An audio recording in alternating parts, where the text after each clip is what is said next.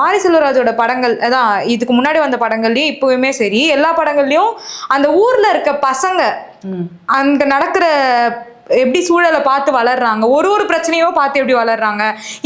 நான் படம் பார்க்கும்போது என்னன்னா, இப்போ அந்த பசுபதி நரேட் பண்ணுவார், இந்த மாதிரி 2 பிரச்சனை இருந்துச்சு, ஒருத்தர் பின்னாடி ஒரு கூட்டம் போச்சு, இன்னொருத்தர் பின்னாடி இன்னொரு கூட்டம் போச்சுன்னும் போது அந்த சின்ன பசங்க அந்த அந்த உட்கார்ந்து அந்த அவங்களோட அந்த ஐடல்ஸோட லாவ் போட்டோவையும் அமீர் போட்டோவையும் கட் பண்ணிட்டு இருப்பாங்க.